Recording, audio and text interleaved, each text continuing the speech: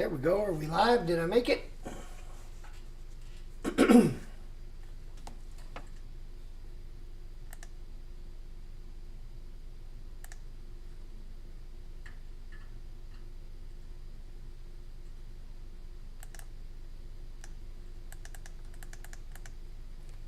we go. Are we live? Did I make it?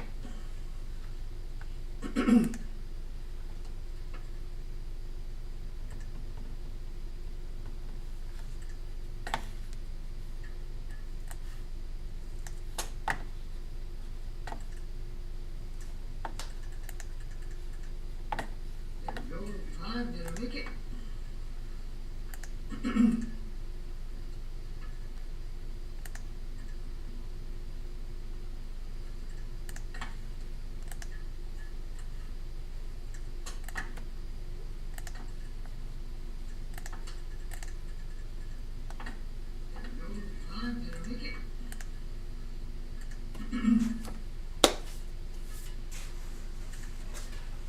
Goodness gracious, I think we got it figured out.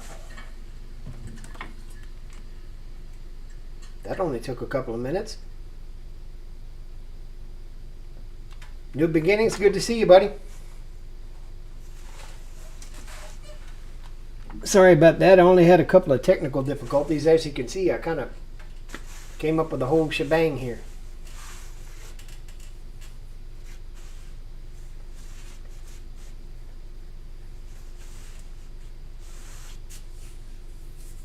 How's everybody doing this evening? You guys feeling all right?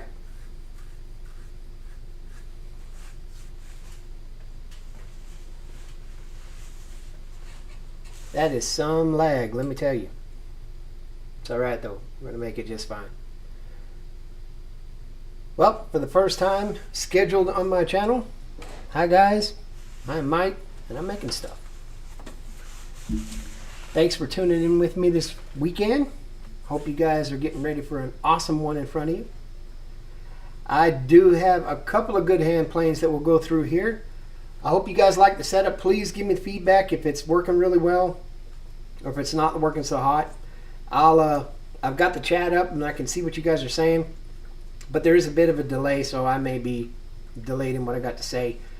But I thought that I would go through the ins and outs of hand planes, what they do, how they work, what we can do to get them tuned up, ready to go. To answer your question at the beginning, is I've got a couple of hand planes out here. I actually have two completely tore apart here, and thought I would go through each of the parts, let you see what we're looking at, and kind of get you guys up to speed on where everything is. And in there just a minute. And so there we go. That's what I need.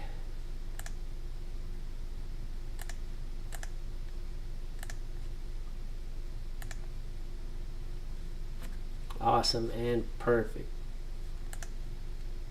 Getting one more thing set up here. Sorry about that.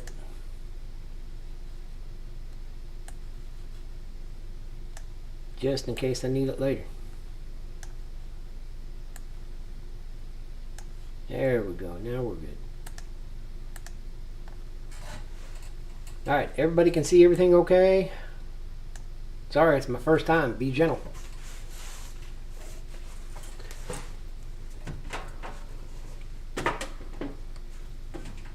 Alright guys, so a hand plane can be a pretty tricky thing if you really don't know what you're looking at. I'm going to go through the ins and outs, the basics of what the hand plane is, all the parts, all the pieces, and together we'll get this thing assembled, we'll get it tuned up, we'll talk about how to get yours tuned up and how to get you ready to cut some shavings. Why do I want a hand plane? Well, having a hand plane is incredibly useful. It actually gives you a better finish a lot of times than you would get from sandpaper or something like that. So buttery smooth, it's unbelievable. So there's definitely an advantage to keeping up with these old hand planes and making sure that you get them in good shape, you got them all tuned up and they're ready to roll. Let's talk about some of the things that you want to look for when you are picking up a wood plane or a hand plane, because a lot of the times most people aren't going to go run down to, you know, go buy a brand new one somewhere. They're not going to go dump all the money, you know, hundreds, even thousands on one of the brand new ones.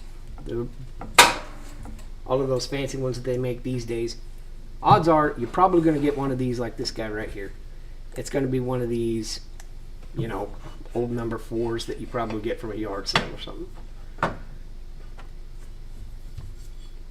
Can you see everything okay? I'm sorry, I'm so sketchy about this setup that I got here. I want to make sure I'm doing it right.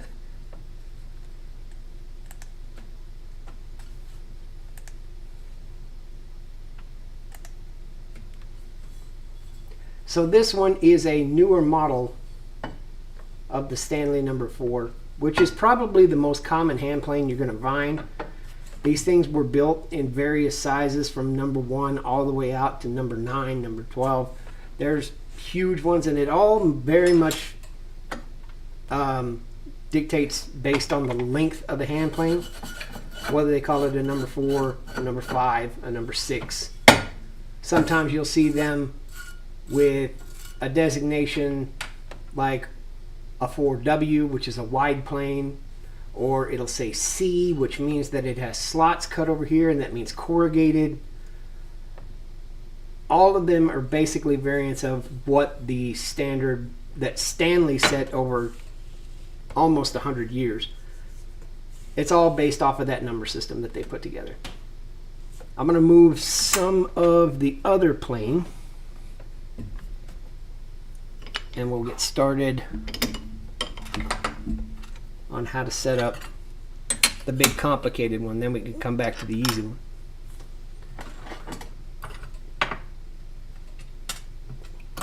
So there we go. That goes over there.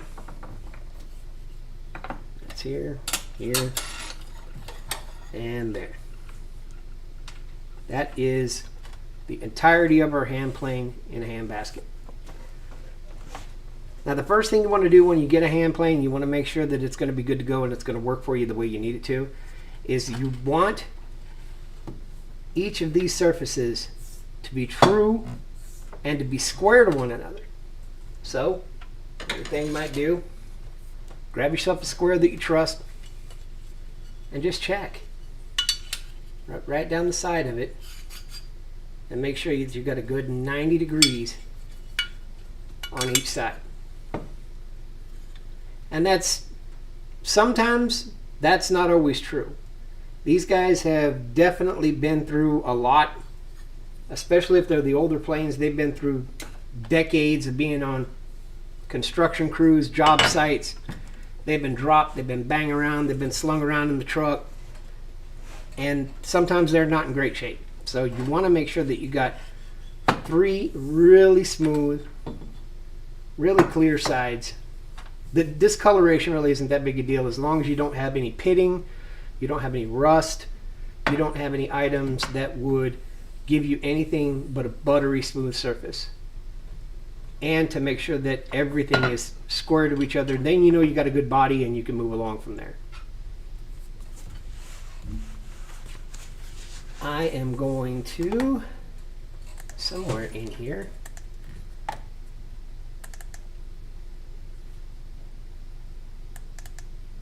I'm going to bring up a little bit of a setup here so that you can compare it to what I've got going on. See if we can get this guy turned on. Move that chat window out of the way. Look at me, I'm getting good at this. You better be careful. So what we got here is an old exploded diagram of what's on the bench right here in front of me. I'm going to kind of pull that open so you guys can see it a little better. There you go. This is basically the setup of a Stanley number 4. All of these parts we can go through in detail, and we can talk about what you need to make sure is good to go, and how to get this thing tuned up, set up, sharpened, and ready to go so you can start doing some changes with it. Now, I'm going to try not to make this boring. I really am. Did you guys bring hand planes with you? Or are we just kind of following along for the visual?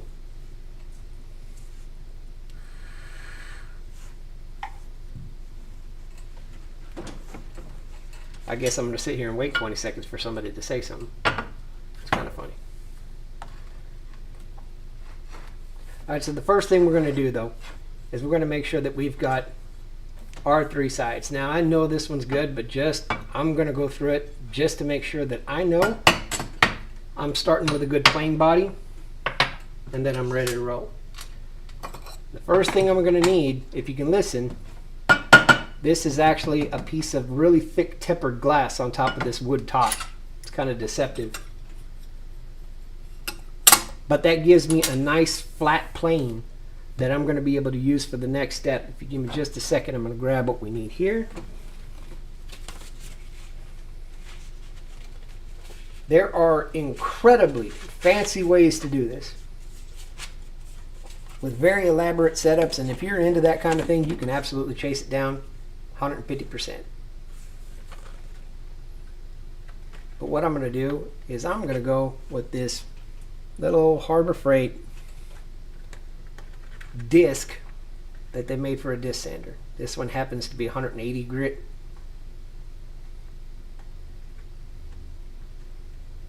And I'm going to start truing up the sides and the bottom of my plane.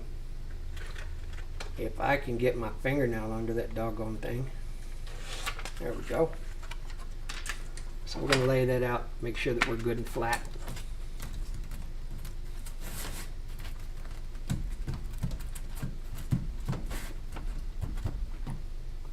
Nice and flat. And what we're going to do is we're going to use our glass as a reference surface.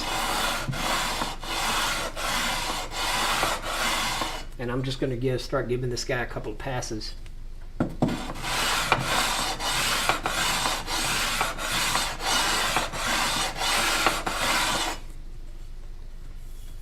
don't know if you guys can see that, but you can already see it starting to brighten up some, right? And you can tell that I got a dark spot right in this area. That means I've got a concave surface right there. And I need to make sure that I've got a very large flat area that I can use to register off of for other applications that I'll use this for later, like a shooting plane on a shooting board, which we can get to in a future video. But just trust me to know that it is important to get nice flat sides on your plane.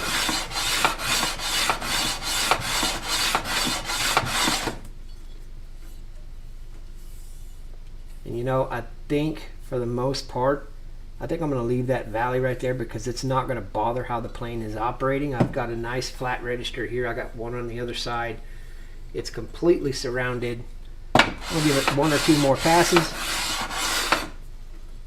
And I'm going to call that good enough. That's already brightened up real nice. Now we'll take a look at hitting this other side over here.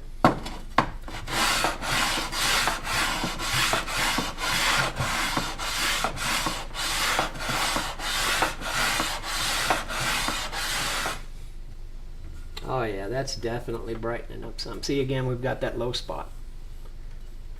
And that's pretty typical. I mean, this is the point where a lot of the tension from the lever cap and the blade has been pulling in on it, so it may have bowed this just by a fraction of a thousandth, but nothing we can't work around.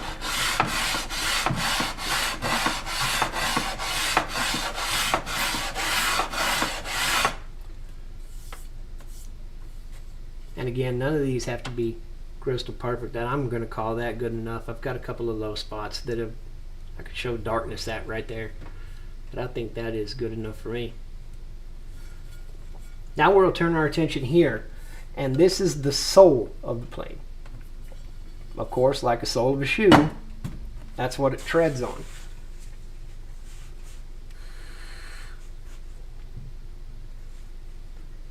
Now the key about making sure that your sole is good to go is that if I were to start running this across my sandpaper now, I'm probably not going to do myself any favors, and I'll tell you why. This here is the part called the frog.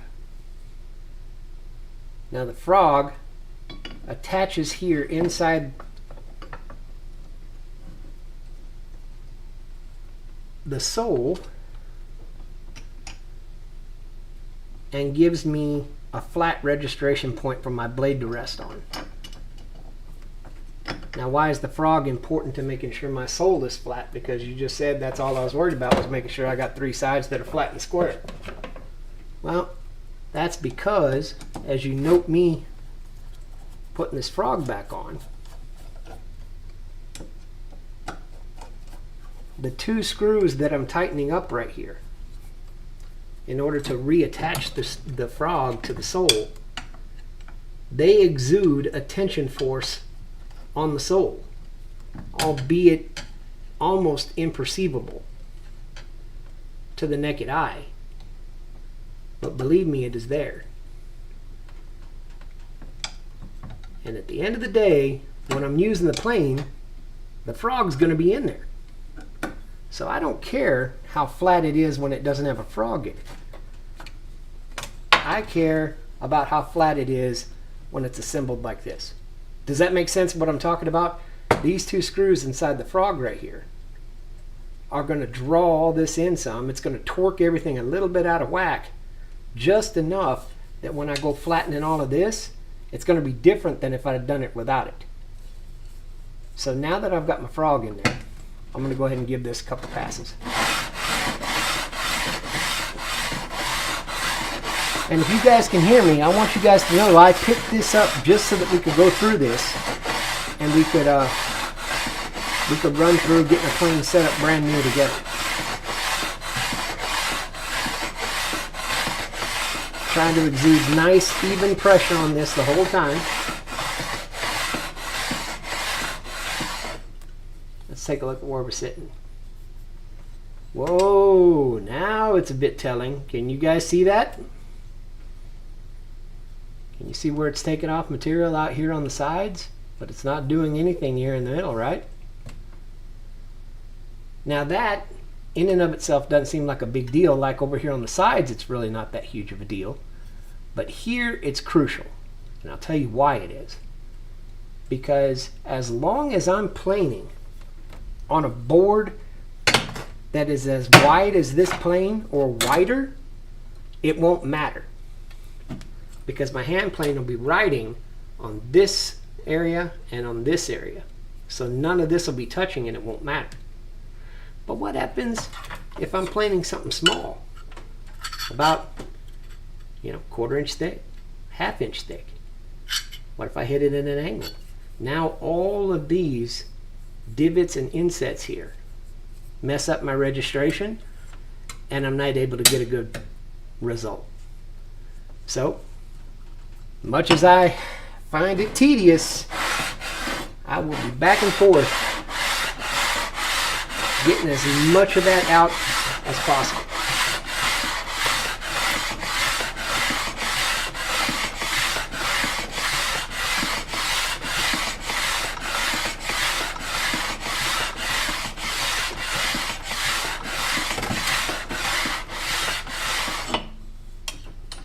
Oh, it's already a far sight better. It's already moving in.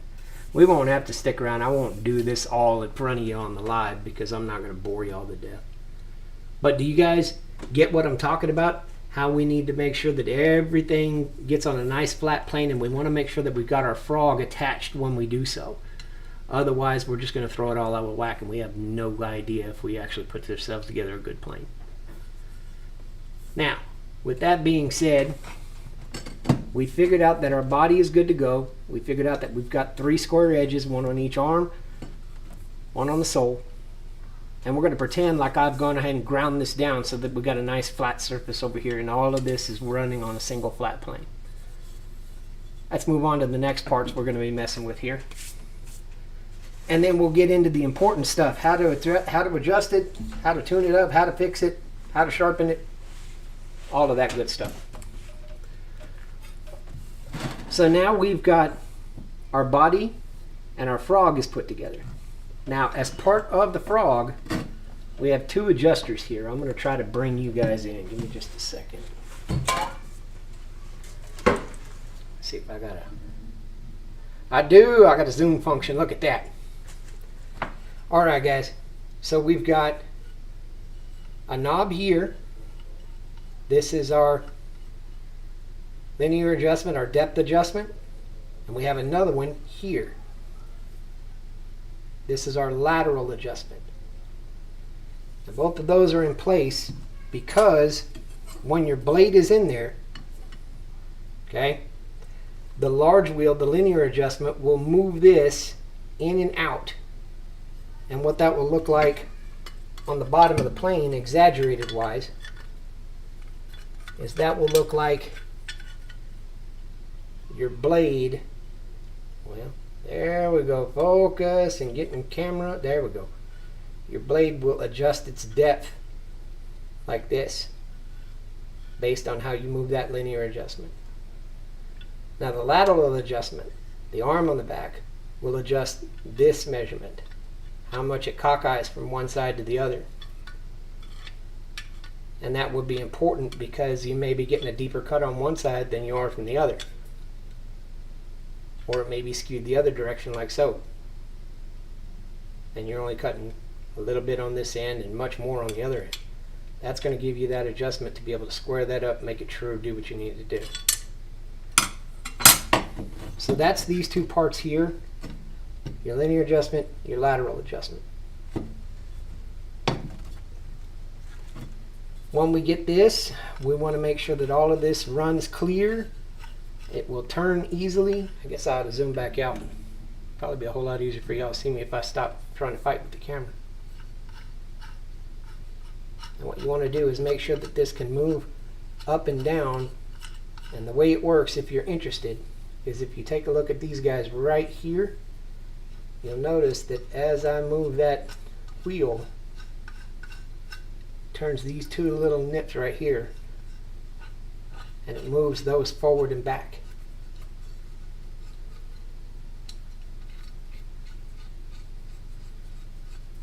And that's how it moves the blade up and down. I digress. The next two things that you'll need, and you'll need to make sure you're in good shape with, are the handles with which you're going to use to give it a good push. I am boring you guys with some terminology, but I hope it's not too crazy. This one everybody refers to as your knob. This one they refer to as your tote, like a tote bag.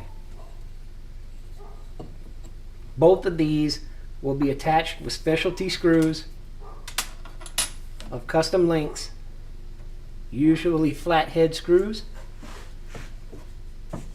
And the way those are put on is, for example, the tote has a nub right here, and there's a corresponding hole. That hole will go over the nub. We'll move the lateral adjustment out the way.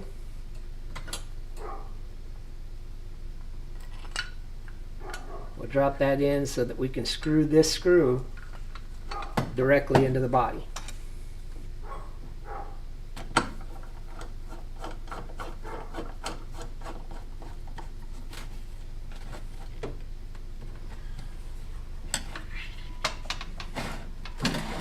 We'll do the same with the nub right here out front. The corresponding hole on the knob. And another screw there. Forgive me guys, the reason that I'm going through all of this is because somebody may pick up an old hand plane from somewhere. It may be junked up, it may be rotten, it may be dirty or filthy, and they need to get it apart, get it cleaned up, and they may not know exactly how to get back together. I'm hoping this is going to be a resource for them to be able to see exactly that. But now, as you can see, we kind of got something that looks more like a hand plane together now. The only thing we're really missing is what to cut with. Now that's going to require about 4 parts.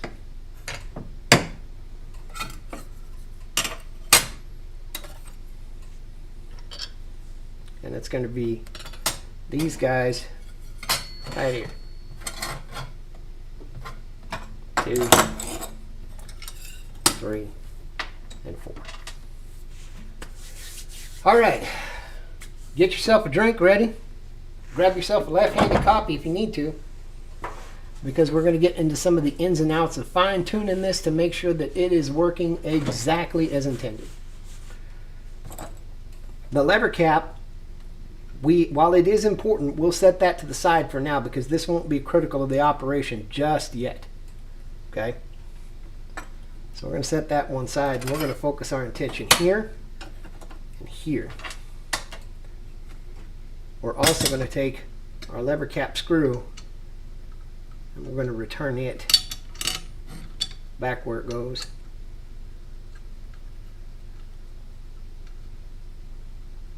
I hope I'm not boring y'all to death. How you guys feeling? It's Friday night. You good? Anybody buzzed yet? I've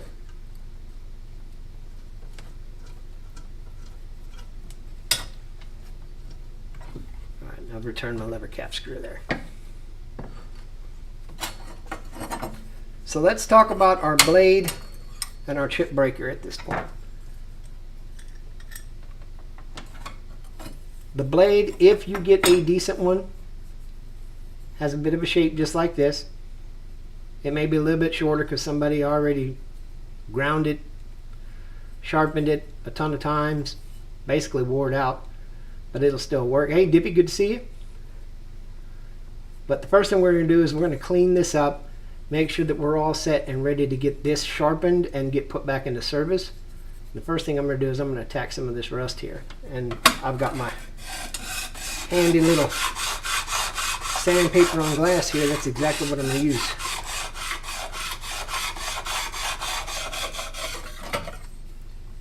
Oh yeah, that's already, look at that, that's a world of difference.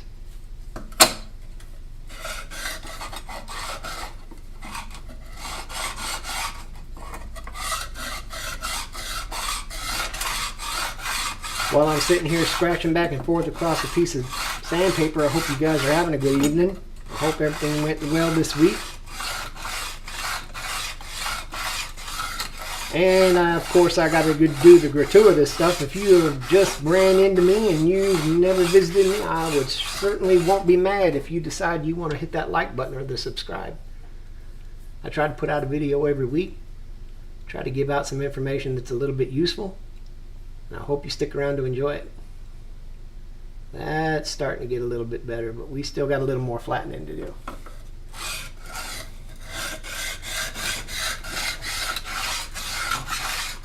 Now the reason the back of this plane blade being flat is so important is because the flatter it is, the better it registers against the frog in my plane.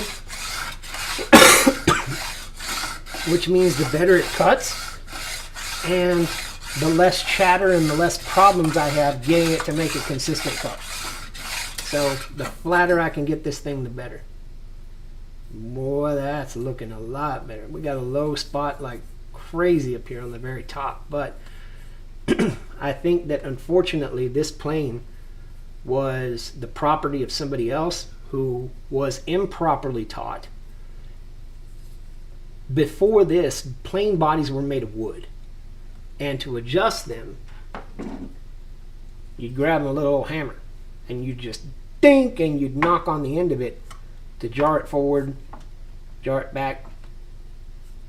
That unfortunately translated to a lot of people, and this, I feel some mushroom out here. It's a little thicker on the top, so I think somebody was tapping on it with a hammer and they ended up causing this low spot. But if you encounter that on yours, all you got to do is a little patience, a little sandpaper, and a nice flat surface. It doesn't have to be a piece of glass. It could be a piece of marble countertop. It could be a piece of granite. Anything that you know is true and flat. Oh yeah, that's looking a lot better now. Much, much better. Let me grab a rag so I can make sure to clean that off. This second, guys.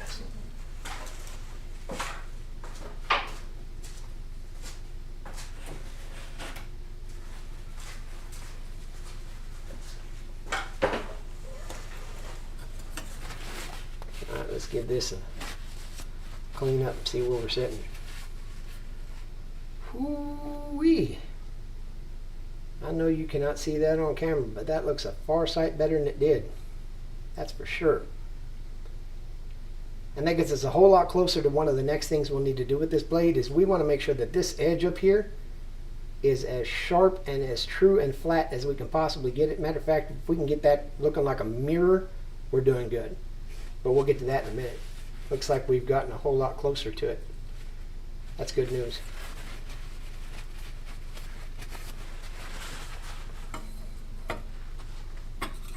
This part here is the chip breaker.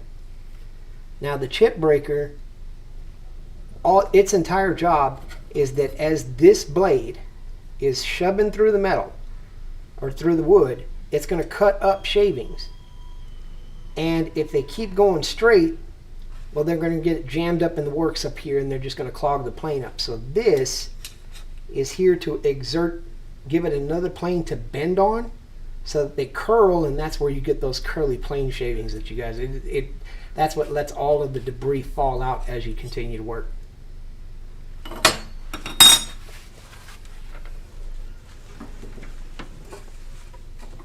I'm going to try to zoom in here, let you see a little better. You see how that has a bit of a curve on the end of it? Now it's that curve which will press up against your blade like so to create that second surface for the chips to break. For that to work efficiently, this chip breaker needs to be about as flat as your blade is so that it can seat nice and flat. There's no gaps in between. You don't see any air, no light coming through, or else every time you get a plane shaving thin enough to go in there, it's just going to go in between them. It's going to jam it up. You're going to be nothing but frustrated. So here's what I do in order to make sure I'm going to get a good register against my blade is I'll take my chip breaker, give it the same treatment.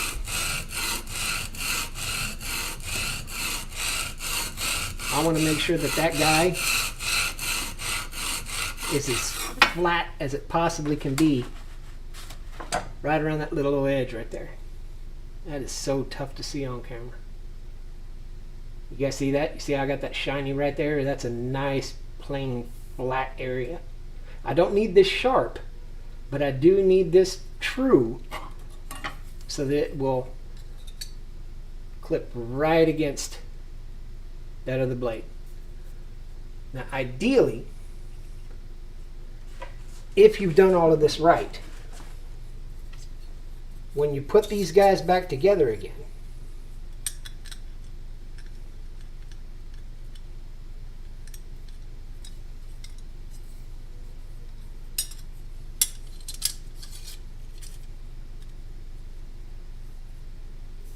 they will come together so tight right here at this area where the two of them meet.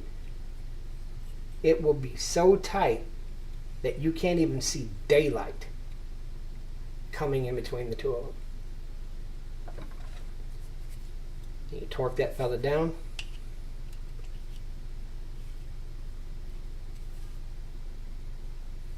And that's looking good. That looks real good. I can't see. I'm holding it up against my other monitor over here and I cannot see a thing coming through there. So I think I'm good. Alright. So my blade and my chip breaker are calibrated to one another. It is time for the elephant in the room. How many of you guys struggle with sharpening up a hand plane to get it running, get a good cut off of it? I'll give you guys about 30 seconds because I know it takes about that long for one of you to say something.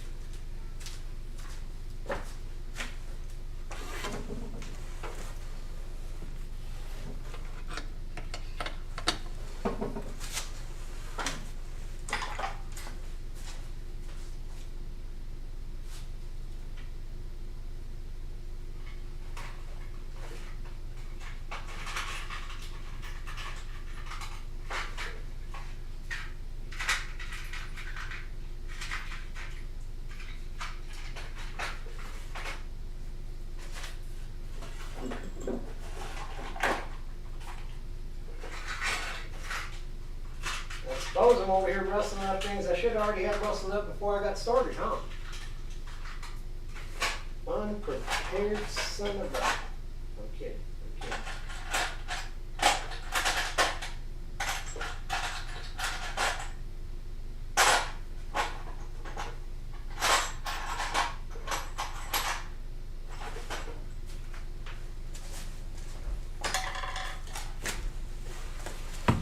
Alright guys, I brought a couple of things over here I wanted to show you because we're going to get into how to start establishing your bevels and get ready to sharpen your plane blade. This is probably the one moment where most people get absolutely overwhelmed and they decide, you know what, I'm not even going to try this. This thing is too complicated. I can't get it right. I'm not going to worry about it. And then they end up going picking up a belt sander or something. So what I need to do is I need to establish 3 things on this plane blade. And give me just a second. I think I know the best way to show this to you guys.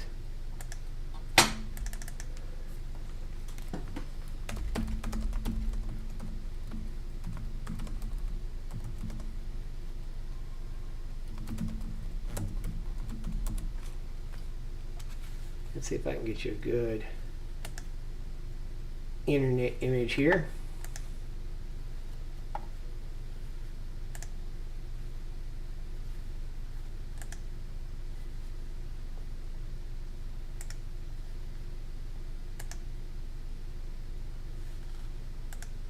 Here we go. Let's kick on my other. There we go. Can you guys see that all right? What we're looking at here is this is a close-up of what your plane blade and any other blades really that you end up sharpening, your hand planes, your chisels, any of that stuff, it's all going to end up looking like this at the end of the day. You've got your face that goes into a primary bevel, and then you've got a secondary bevel that meets down to make you a good cutting edge right here at the bottom. This back of the blade and this secondary bevel come together to make that razor sharp point right there. And that's going to be what's doing all the work. So I need to make sure that whatever I do sets me up for success to get this angle and this angle as flat and true as I can possibly get. Now, the first way that I'm going to do that is I know that on my plane blade here, if you guys look real close, that sucker is not in very good shape. I bet you guys can see that pretty well, can't you? There's a lot of chips, a lot of gouges, a lot of bad spots.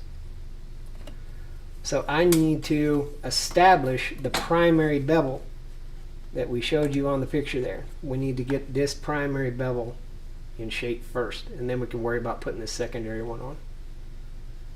And to do that, I have 2 arbitrary measurements that I always make. My primary bevel I'll set to 25 degrees. My secondary bevel I'll set to 30 degrees. Those are pretty good all around bevel angles for a plane. You can usually get most things done. Yeah, there'll be some specialty planes that get set with different bevel angles, but that's not, for a general purpose hand plane, you're good with 25 and 30. I have the blessed benefit of having to run into one of these. This is a Stanley plane bevel guide.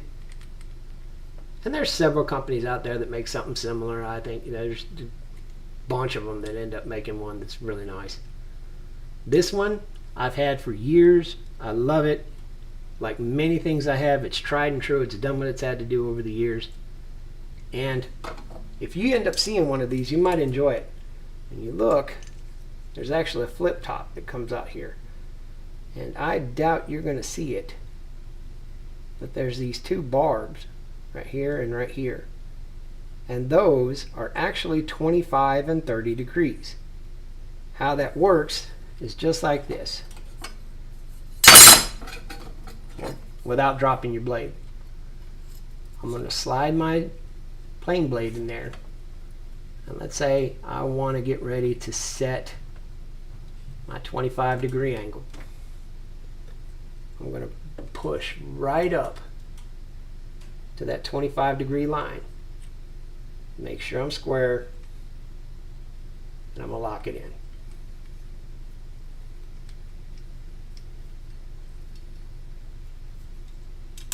So now, that reason that 25 is important is because there's a pair of wheels back here.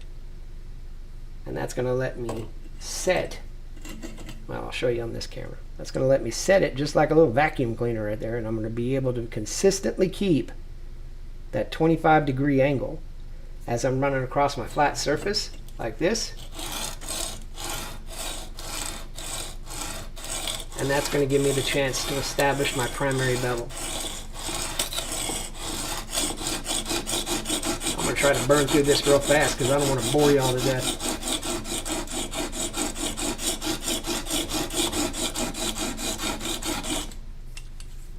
Where we're sitting. Oh yeah, if you guys can see that, we're already looking a whole lot better. We still got one little divot we need to take out. You guys still with me? Is this working? Did I lose you guys?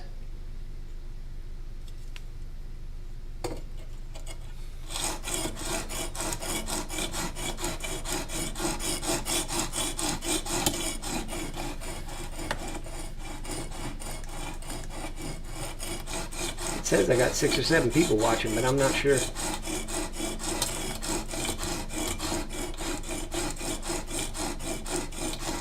Anyway, right now all I'm doing is the rough dimensioning to get this thing going on.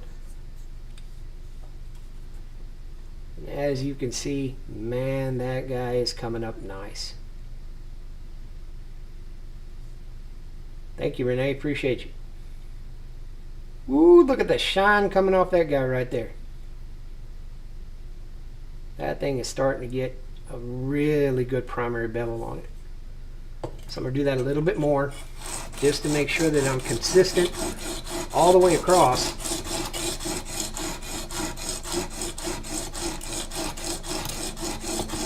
And that 25 is not anything biblical. You don't have to worry about if you got it at 26 1/4 or 24.2.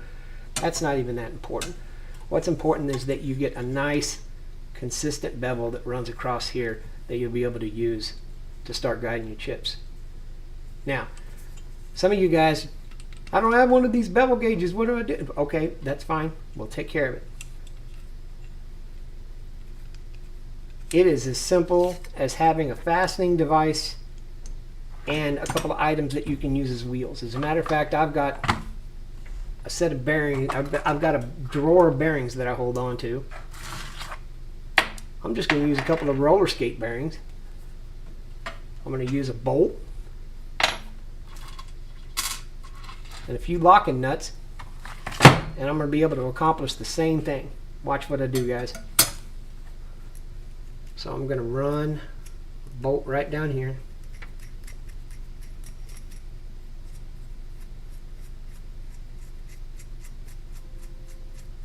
I'm going to run it all the way back to the end.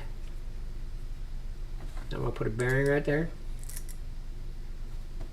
I'm going to put another one.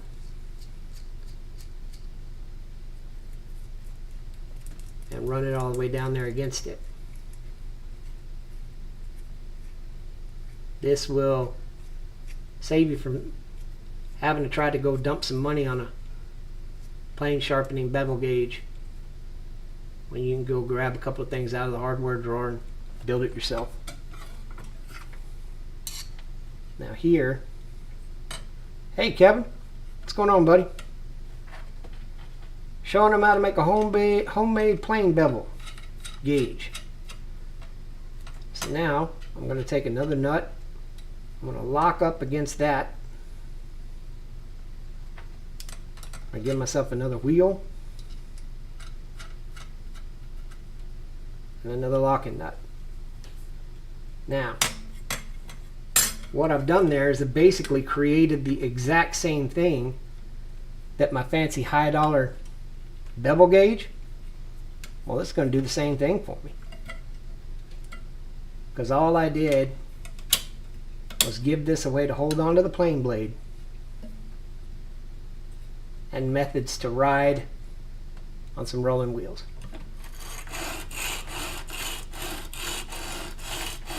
I know that's tough to see. As you can see, it's skating back and forth on the bearings.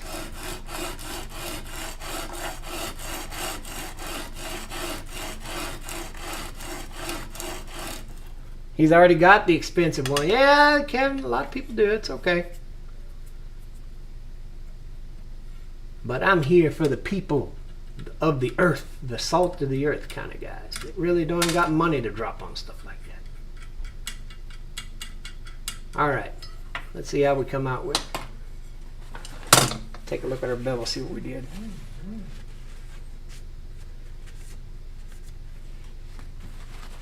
Well, as Hank would say, I tell you what, Bobby, that's about as sharp as that's going to get.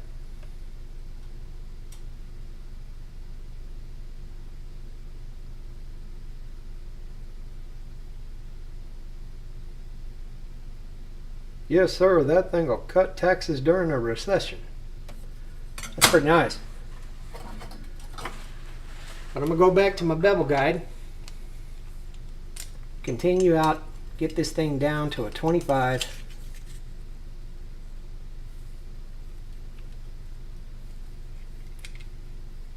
The other thing that I'm taking note of, it's difficult to show, but right here on the very corners, I want to make sure that when I'm exuding pressure down against my flat plate on the sander, I want even pressure all the way across. So I'm not going to rush this. I'm not going to shove in with a lot of pressure. I'm not getting after it like that. I want this thing to take off a nice even path all the way across. Once I have it established, which I think I do, feels like I do. Yeah, we finished the first primary portion of getting ourselves set up. Ooh, we got the Veritas, okay. Ooh, yeah, if I had a Veritas plane, I'd be a little scared to do something with it too. But that's all right. I think that's another reason why I like budget economy tools as much as I do, because, well, if I end up buggering it up, I'm out, what, $5? Yeah, it is what it is. Ain't gonna hurt my feelings a whole lot. I think we have a well-established primary bevel. So now what I'm going to do is I'm going to go back. Let me get back over there and show you guys on the diagram. Now we're going to go back and we're going to take a look at getting this secondary bevel established here. Remember, this one was at 25. This one we're going to do at 30. So let's go ahead and start on that one. And the way we're going to do that with this particular guide, got my flip up, and if I pull back to the second rung right there, that will establish 30 degrees.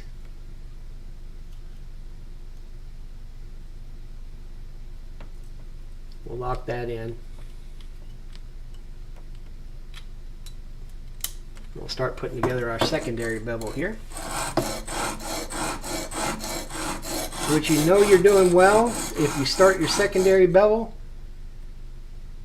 and you're starting to shave grit off of your sandpaper some, because you're starting to get a really good cutting edge on the end. This is the point where your sandpaper starts getting a little bit tore up. That's okay. I'd rather do that and end up with a good tool.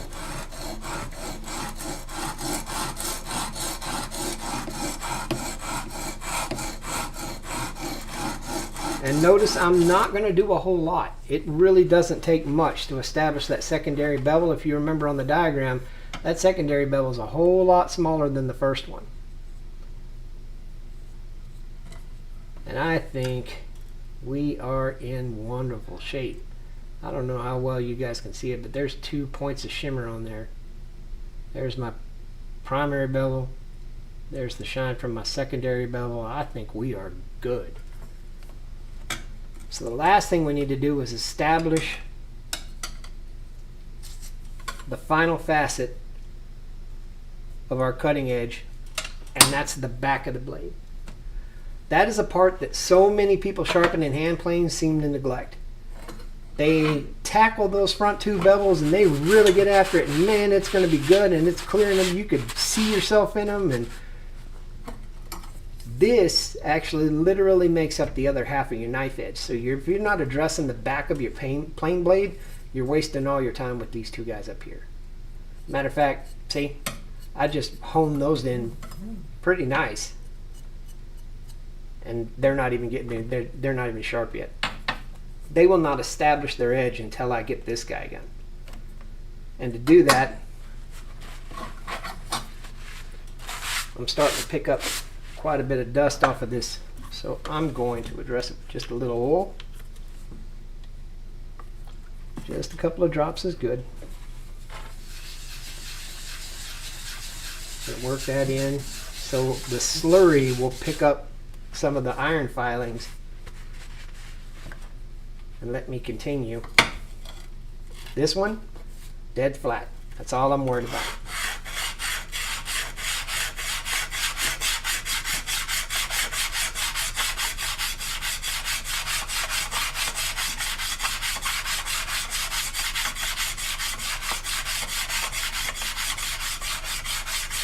And I know there's really no way to describe this, but there comes a point where you can literally feel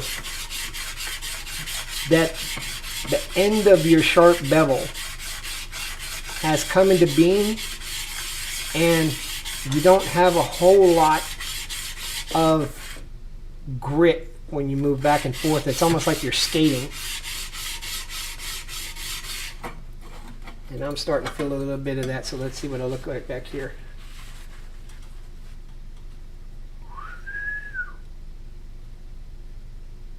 We're getting a lot closer. We certainly got a nice shining edge right there toward the end. Let's keep on tackling it.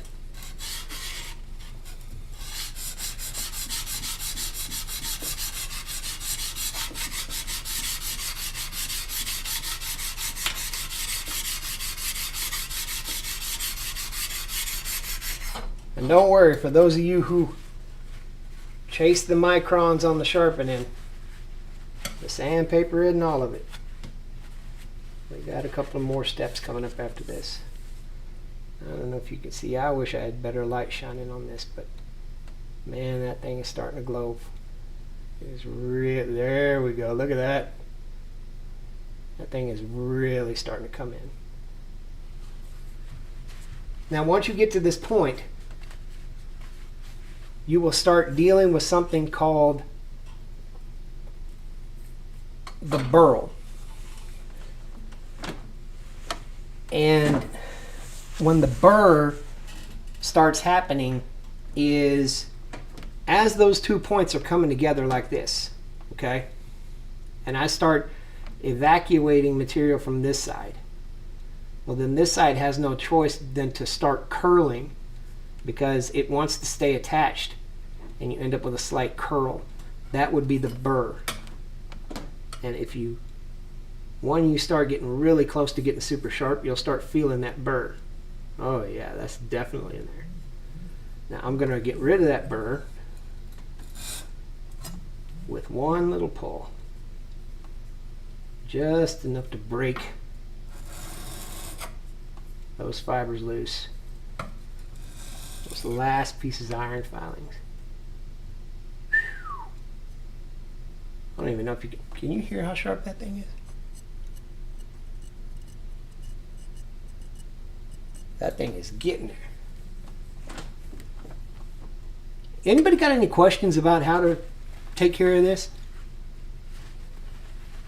How to get into the sharpening? Did I cover it okay? Give me some feedback. I want to make sure that you guys are up to speed before I keep moving forward.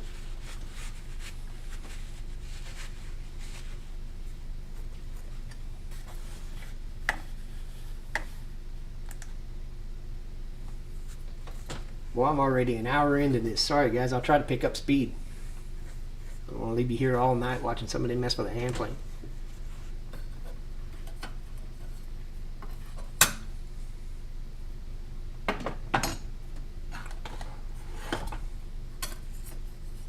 Okay, I don't think anybody's got any questions so far, so I'm going to go ahead and keep rolling. If you got a question, feel free to put it in the chat. I got you covered. I'll answer all of them as soon as I see them. All right, time for round 2. Oh, this big guy. All right. So guys, what we're looking at here is a very old whetstone. That's spelled W-H-E-T. Down here, I had 220.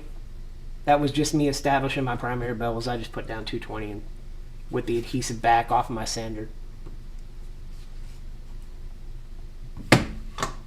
Now, again, this can be a lot more exhaustive, like so many other woodworking hand tools. I mean, you can go down a rabbit hole and just tear it up, and 18 different grits of sandpaper, and before you know it, I mean, you're doing auto body polish and all kinds of stuff. But for me, as a general purpose, you know, maker, fixer, repurposer, I really don't need to go that granular with it, so I get it up to where it's running and going, and that's usually good enough for me. I don't spend an exorbitant amount of time in there tearing it up and making it, you know, ready to, you know, cut ties with your ex the moment she looks at it. I digress. Now this stone here will be where I really start putting some edge on it. The 220 was just for me to establish the bevels. As you can tell, this has a bit of a seam where this was horsehide glued together. You've got actually 2 different pieces of granite stone here. And best I can tell, because this has been around, God, older than trees, best I can tell is that this guy is about a 400 grit stone, and this one here is about a 600 grit stone. And that's probably about as far as I'll ever need to take it. I have no reasons for going into 2000 or none of that crazy stuff. So I'm going to start on my 400 grit side. If you have the ability to get yourself a whetstone, please do. You will be very happy that you did. Well, get back in the box. You know what? I'm just going to use you out of the box. How about that?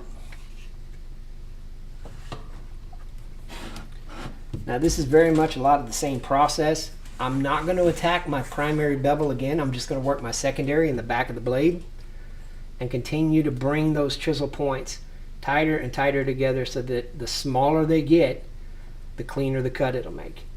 So again, back with a little bit of my oil. There's designated cutting oils, but this 3-in-1 usually seems to work just fine for me.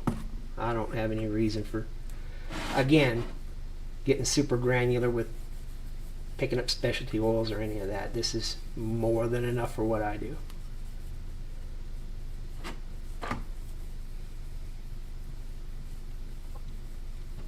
Now the reason a whetstone requires a little oil is because the oil helps to grab some of those very minuscule iron filings that are coming off during the fine grinding process, and it suspends them in the oil so that they don't end up sinking into the grit of your stone, and you can continue to work with it without it becoming gummed up. Most people think it's just like a lubricant or whatever, but it's really not. It's there to keep your stone clean. Alright, I'm going to reset back to my 30 degree. And just like I did on the sandpaper, I'm going to go to town.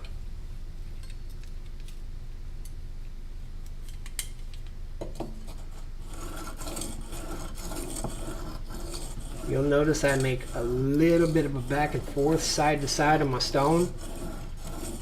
That's for 2 purposes. Number one, if there's any imperfection in the stone, I don't want that to translate into an imperfection in my blade.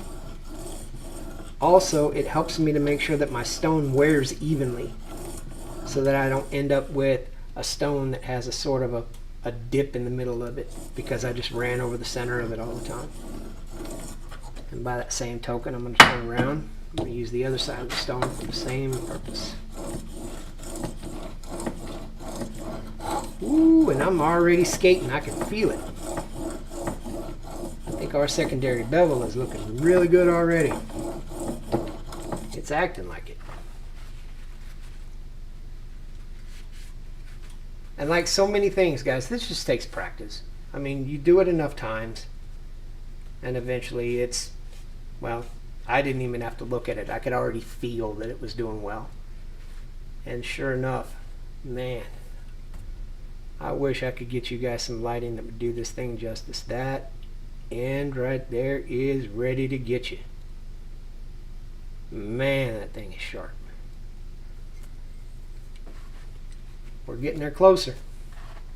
I'm going to go ahead and come out of my guide, and I'm going to hit the back just like I did on the sandpaper. Until I can feel that it's skating and I get a good idea that I got a burr. Then I can get ready to take that burr off. Yeah, I'm already there.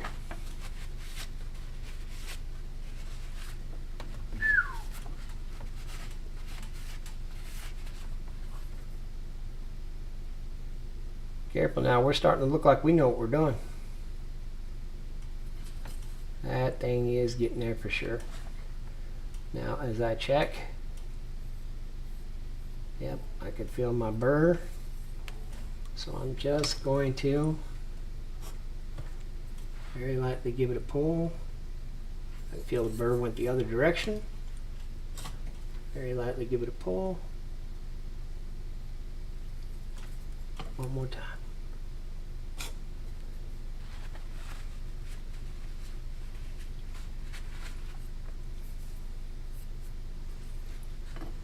Now, if you're following along and you're watching this on the video later, this is the point where you're going to get bit. If you don't pay attention to what you're up to, this thing will jump up and get you. Because that thing is no joke right now. Matter of fact, let me see if I can.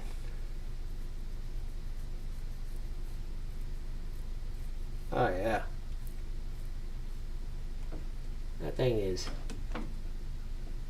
it's already took all the hair clean off. I mean, this thing is there. And we haven't even got to the fine grit stone yet. So this thing will definitely bite you if you're not paying attention. In my instance, again, I got the finer grit stone on the other side. A little more wool.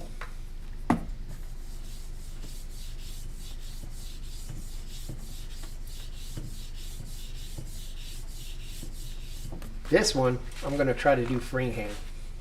Just so I can show you it's possible. There's no need for the guide if you don't have one.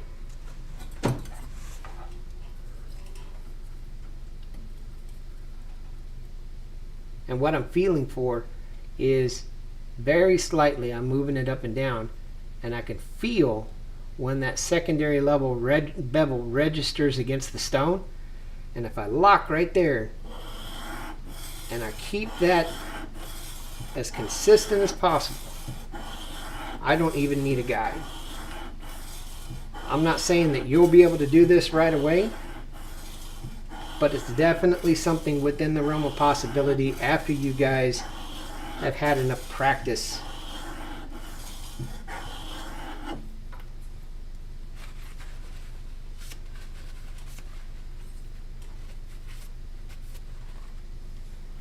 Turn around. Again, feel for it to register. Right there.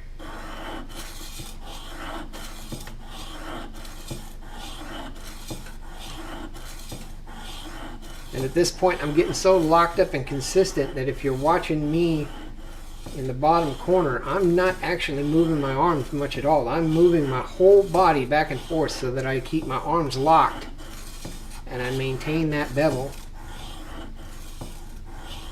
at every opportunity I can give it.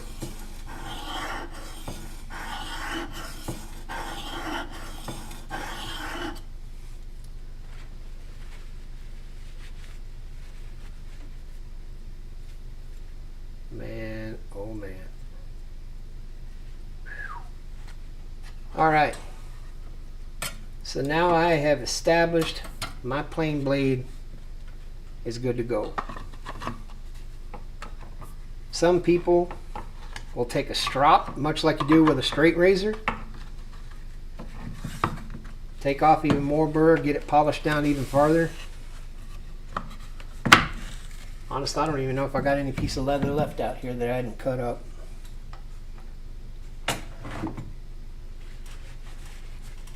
So, I'm going to leave it be. But, as I'm about to show you, God, do a shop towel. This thing is, yeah, this thing is good enough. It is most definitely good enough. You guys feeling any better about sharpening a hand plane yet? What do you think? Did you learn anything you didn't already know?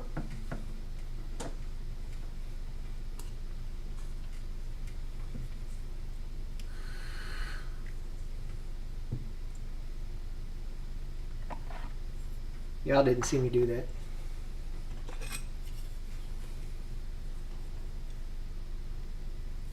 Alright, so it is time that we remate these two together. In the bonds of holy patrimony.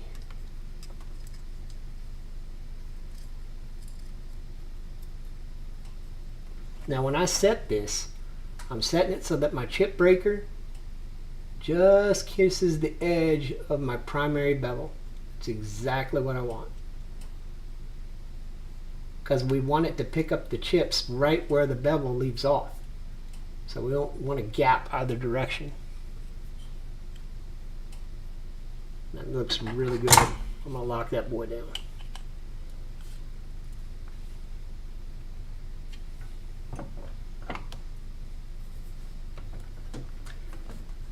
Then next, we're at our,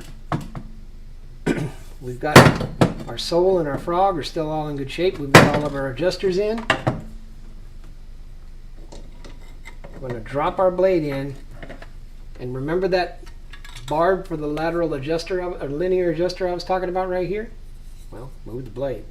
This guy right here, that moves up and down when we move the wheel. There's a slot.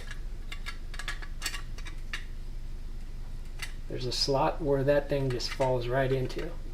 That gives us our forward and back adjustment. Then we'll lock this guy down.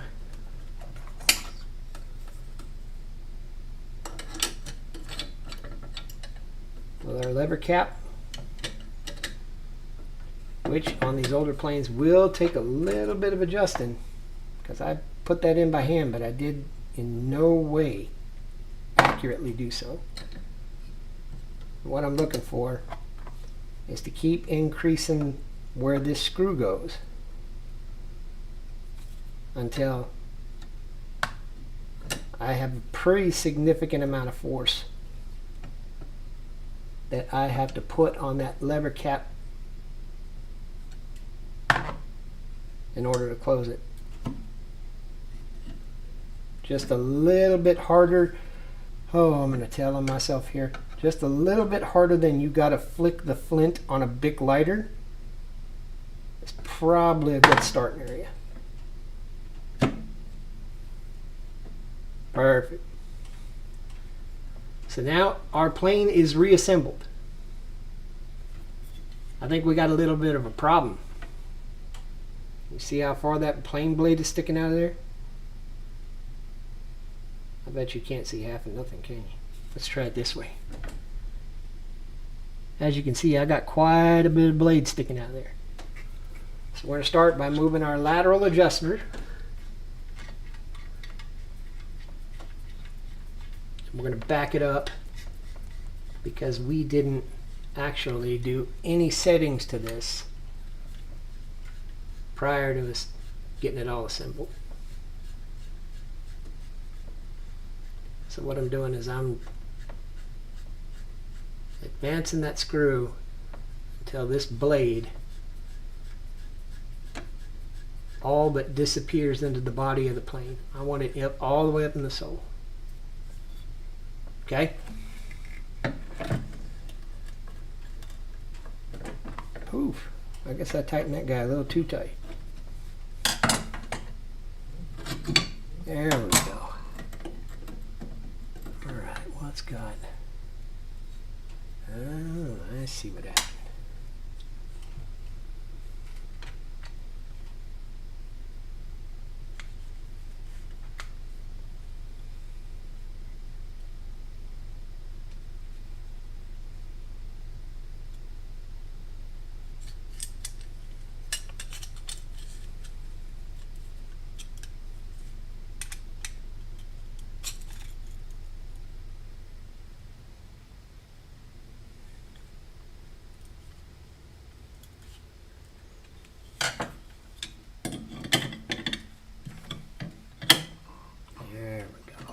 Sorry about that, guys.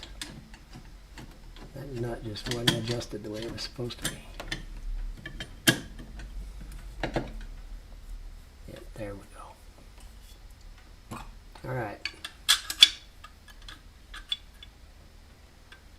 Mike puts together a hand plane. Take two.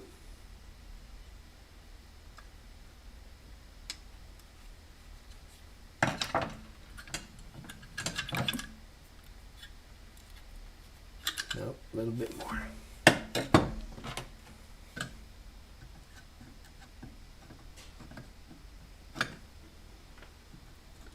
Well, find the hole, don't it? Don't you do it. Better let it go. Alright. That's perfect. Okay. So now our plane's all together. We've got it nice and sharp. We've got it ready to roll. I have installed this so there's absolutely nothing sticking out of the bottom of this plane yet. And there's a good reason for that. And to do that, I'm going to need to go get my Moxon vise. My homemade one from the last video. How many of you guys saw that video? Everybody's like, what video? You do videos? Well, I try once in a while.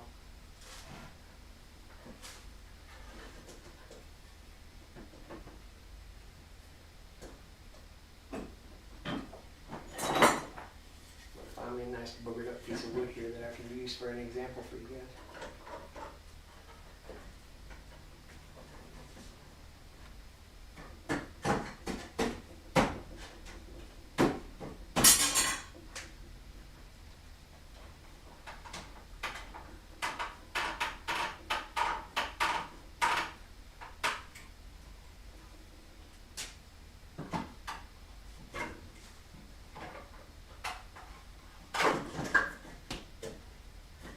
Geez, this is what he does on his live?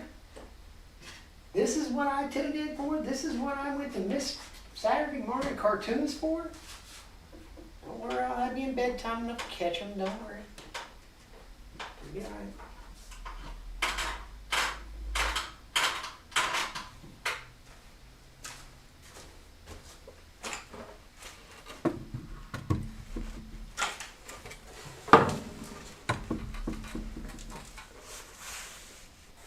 Aw, thank you, Kevin. Kevin has watched about every video I put out, and I really appreciate it. Alright, so what I did was I took my homemade Moxon vise, I took an old chunk of pallet wood here, because this thing is absolutely nowhere near a fine piece of lumber ready to go.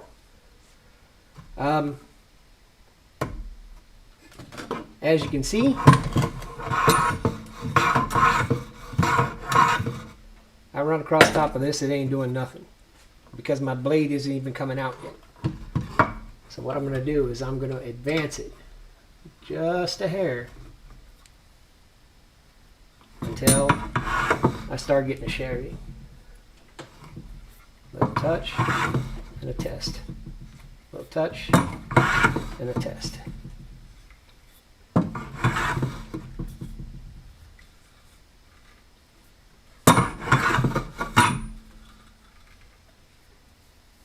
Boondock, how you doing, bud? You missed it all. Okay, we're starting to get a little skip.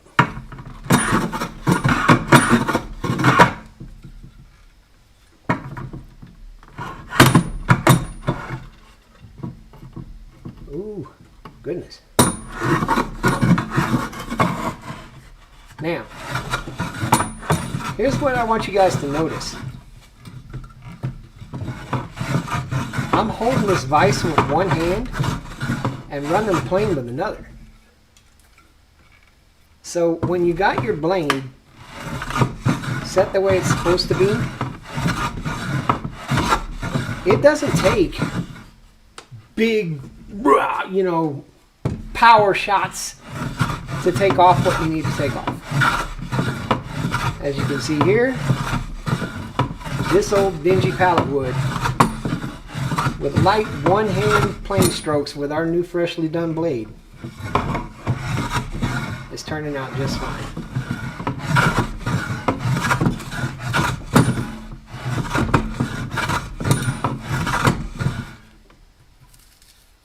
What I'm looking for, you see how that's shaving up little curls?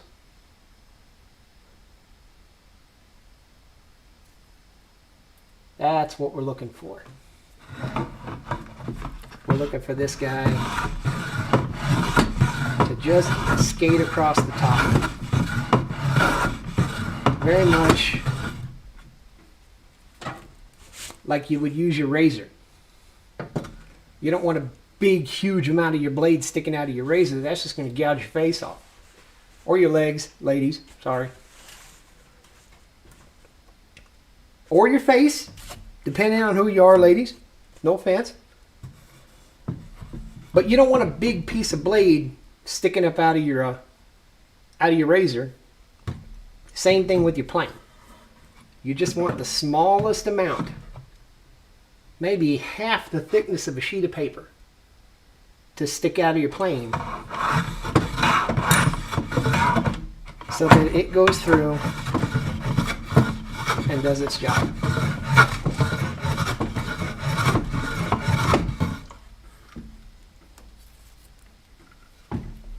What's everyone using for cameras? Oh boy. So I'm looking at you right here on the laptop. I've got a right up here. This guy is a Quanjiao something from Amazon. It's a 1080p DVR. It says Ultra HD, but we all know how that goes. But it came with an integrated mic and all the rest of that. And then I've got a couple of old phones and an old tablet that I also use for different camera angles, just because I'm not going to use them for the phone service. I just need them for the camera, you know. My wife's doing some online college courses for the exam. She has to have an external webcam. Oh, gotcha. That makes sense. Yeah, I mean, I found that one. I found, I'll see if I can find my receipt, Kevin, and I'll put the link to it down in the notes after all this is said and done, so you know what you're going to get if you're interested in using this one. The quality on this camera up here overhead, Kevin, do you like the quality on that? I mean, if that's what you're after, then I'll get you the model number so you can go run it down. Give me just a second, I'll show you. It literally screams Amazon China as soon as it comes in.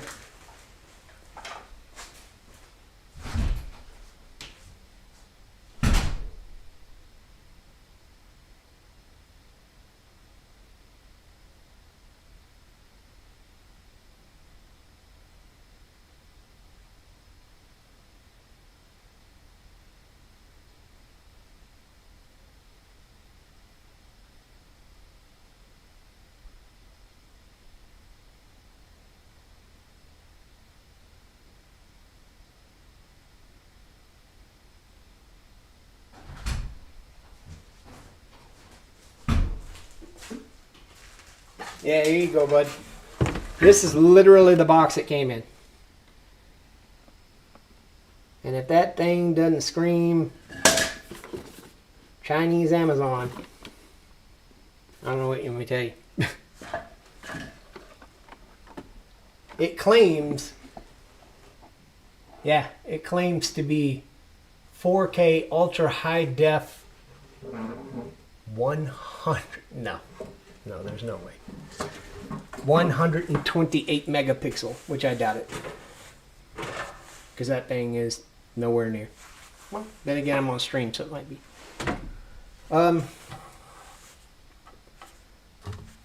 So, what do you guys think? I mean, did this answer any questions for you about hand planes at all? I am by no means an absolute master at these things. But I did figure out that these things are not nearly as intimidating and scary as people make them out to be. Once you know what you're doing.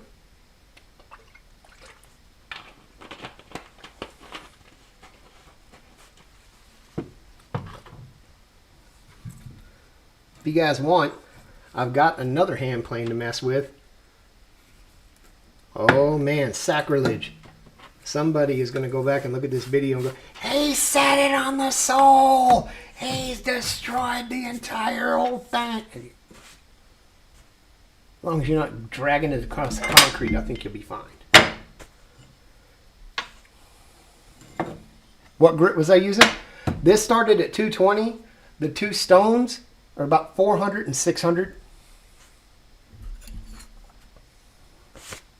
And then, like I said, some people will go 800, 2000, go down to strops, and I don't ever do that. I'm such a generalist with what I do, it's not really necessary, and I'd feel out of place trying to instruct you to do something to the nth degree that way. I'm just not that it's never been part of my application.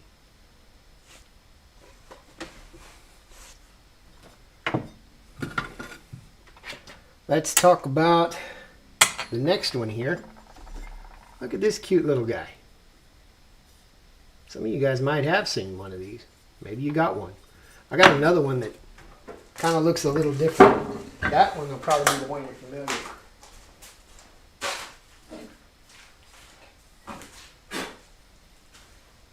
Here's a later incarnation of the exact same guy. That look familiar to any of y'all?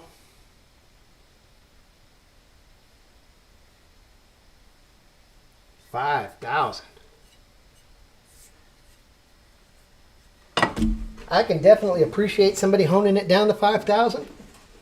Like I said, I've never really needed it because I can get just enough of a shaving off of it with just hitting it with a few passes of little coarser grits, hitting it on the wool, and call it a day.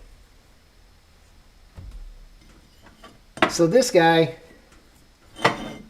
actually, I'm going to reassemble this so you guys can see. These are actually two manifestations of the exact same plane. One's just a lot older than the other one. I think this guy here is from the 80s. And the one over here is probably 30 or 40 years before that. Let's get all this reassembled.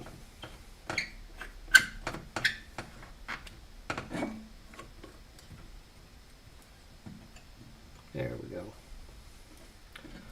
All right, I'm going to move that sandpaper here. And if you guys want to, I'll be happy to go back in here and sharpen another one. It's not a big deal. Look at me. All right. Ooh, get ready to clutch your pearls. Watch out what I'm about to do. If you don't go to 1,000, you haven't used a sharp edge. That is true. You can definitely get them up there. Ooh, I'm going to call somebody to have a fit here in a second. Kevin, would you ever do this with your 1,000 grit super sharp? I'm going to pry this paper right up off the glass with it.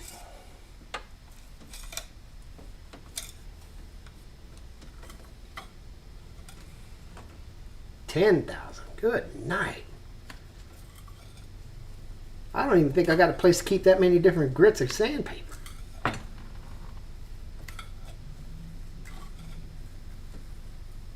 Oh, I know somebody's puckered up right now. Go ahead and say it. Let me have it. Yes, I did. Just sharpen this thing down and then turn around and use it as a putty knife. Ain't that something?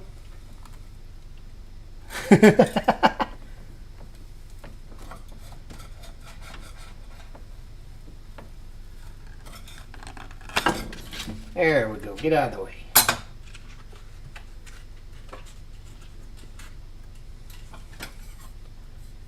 And you know, the funny part of it is, I just finished using this thing for a putty knife. And I bet you $1 I go hit a board with it and it'll shave just like it did a second ago. But I digress. What's it attached to? Oh, I got a piece of tempered glass under here. Not as bad as it looked. I wasn't peeling stickers off the kid's dresser.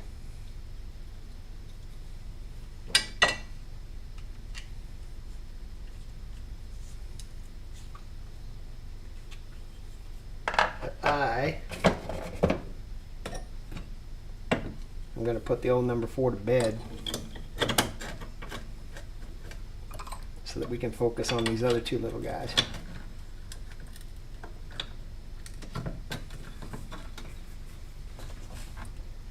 Good night, number 4. Let's go back to the shelf. You'll go to work tomorrow with me.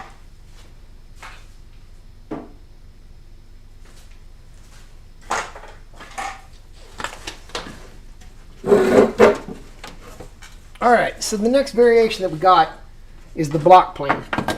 As you can see, these two are just basically two versions of the same guy. One's a little bit older than the other one. But they work a little bit different than the old number 4 that we worked on, but the same principle applies. What you'll take note here is that these are set at an entirely different angle for the blade. These are low angle block planes. The number 4 we were looking at as a standard angle, and that blade came up a lot more like so. This is a lot more laid back so that you can get a finer cut, and it's smaller so that you're using it with a one-hand operation just like that. You're resting this in the palm, place the finger right there, just run that guy, go to town. Kind of like this.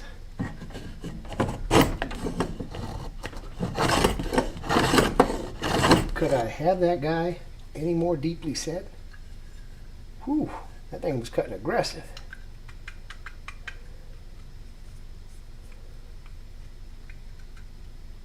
Now here's the negative side effect of these, is that there is no linear and lateral adjustments on it. You kind of have to do it eyeball, and you have to set it by hand to get that thing right where you want it.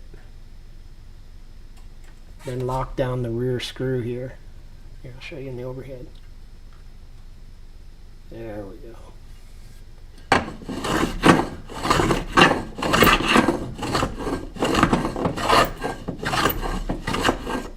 As you can see, that sucker comes up real nice too. But these are a smaller variation. You basically do the same thing with these guys. I mean, if you run into them and there's only, you go pick it up and you find that they want this, you know, they got it in the garage sale bucket for $2, you are not losing money if you pick this guy up. You're definitely not. Do you guys want me to tear into another one, or you guys have any questions? What do you think?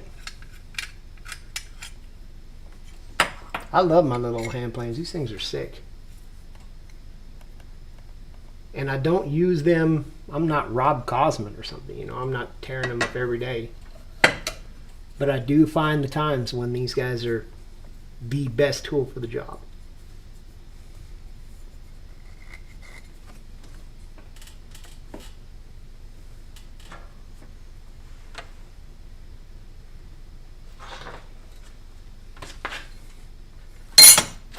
find my old sandpaper and clean up this blade while we sit and chit chat.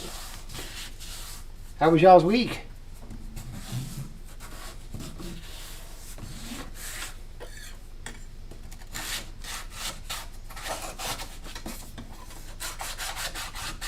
Anybody get anything decent done this week? I keep talking like it's not going to be like a 30-second delay before you guys answer me. Sorry about that.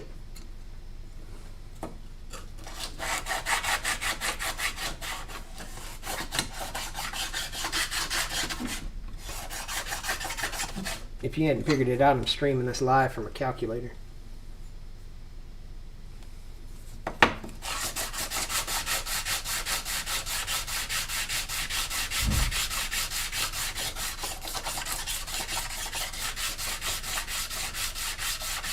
Not really much of anything, huh? It's alright. An uneventful week is still a good week. What's up, son? Well, I'm just doing the live stream. What's on your mind? You're okay. What do you need? I was just going to ask if we could hang out. Sure thing. It is fun. Absolutely. No, it's fine. Give me just a little bit. I'm going to clean up this last plane blade. I'll be in there. We'll hang out, watch a show or something. How about that? My youngest starting his weekend too. And I think that the rest of my night, after I get done enjoying the grace of y'all's company, is going to be spent uneventful, not doing a thing. And I bet you guys can probably guess I'm going to enjoy every second.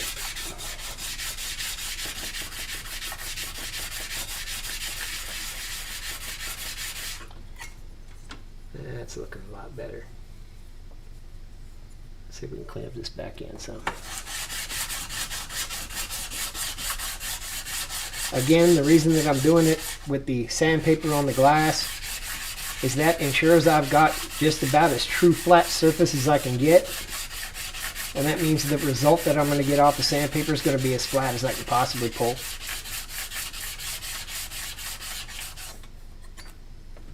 Oh yeah, that's looking a lot better already.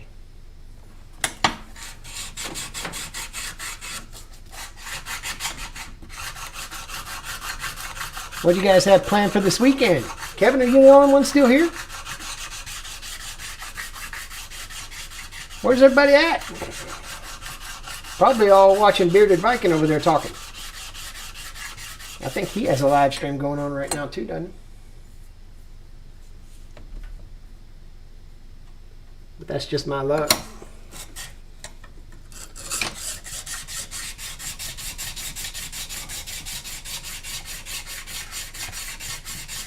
You know, in all seriousness, I got to tell you, I know there's a lot of options for what you guys can watch, things you can tune into. Oh, easy. Thanks, Renee. There's a lot of stuff you guys can tune into, a lot of stuff you could watch. And for sure, a hell of a lot more exciting than sitting around watching somebody scrape rust off the back of a plane blade. So I certainly appreciate you deciding to give me some of your attention.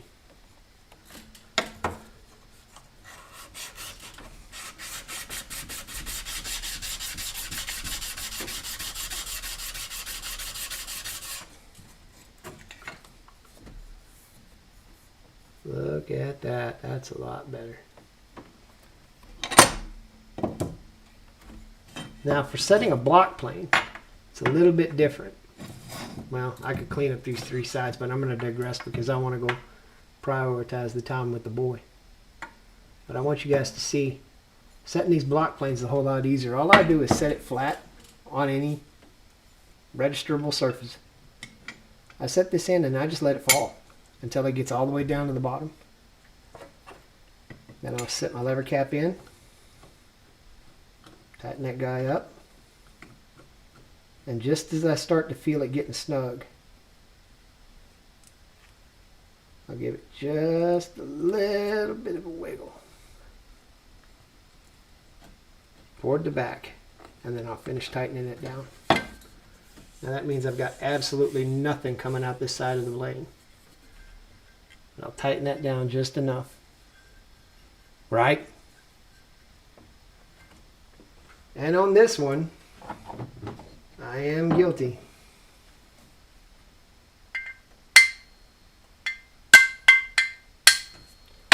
Just the slightest tap.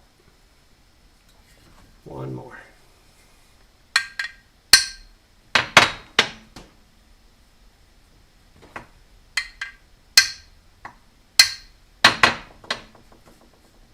Yeah, we're in there now. You better dodge that housework.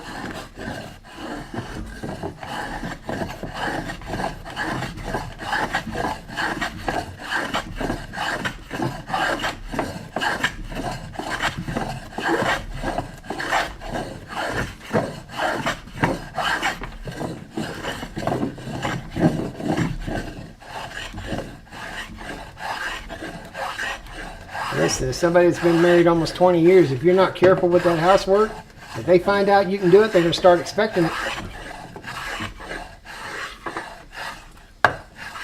Just some advice. The longer you can pretend to be incompetent, the better off you are.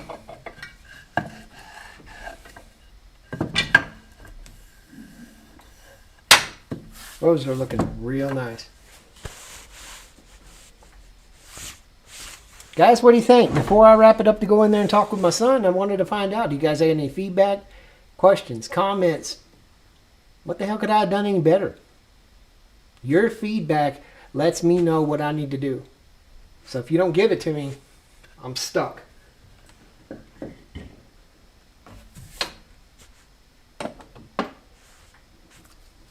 Right? That is true, Kevin. She's still going to expect it no matter what.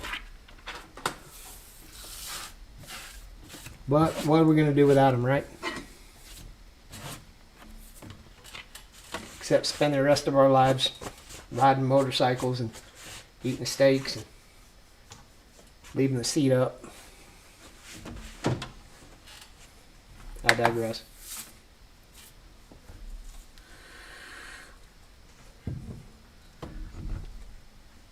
Guys, I've had you in here a little over an hour and a half. And I cannot tell you how thankful I am to know that you guys sat around and had such a good time. I hope you enjoyed it. I had a good time hanging out, sitting around talking. Tomorrow or the next day, I'll put out the next video. I don't know if I'm going to do about hand planes, but I think I've got a couple other things that's coming down the pipe that I might do a good video about. If you've got any suggestions, please reach out to me. Mike is making stuff at gmail.com. There's dots in between all the names, so it's mike.is.making.stuff at Gmail. You can find me on Instagram. You can find me on Facebook under the same names. I think it's Mike-is-making-stuff on those two socials. But reach out. Let me know. Some of you guys have already seen me in your group chats. Feel free to let me know what you'd like to see me make a video about next. I mean, I'll do just about anything. The saying is, can't live with them, can't live without them. All I catch is can't live. It's pretty much the size of it, right? You can make it rain silver dollars on the roof and they'll complain about the noise it's making. Nah, I'm kidding. I love my wife to death. Guys, again, I can't thank you enough. I really do appreciate it. It's amazing that I've even grown this channel as much as it's grown. And with your help, I hope to continue. So if I'm doing the right thing, make sure to let me know. And if I'm not, I'm even more interested. You guys have a wonderful weekend. I'll catch you guys in the video that I put out either tomorrow or the next day. Link your channels if you have one. Please, everybody, if you see somebody post a YouTube channel down in the chat, please feel free. Go check their channel out. Show them some love. Give them a subscribe. Watch a few of their videos. We're all in this together. Let's make sure we get to where we got to go, okay? Again, absolutely. Thank you, Kevin. And thanks to all of you. Appreciate you.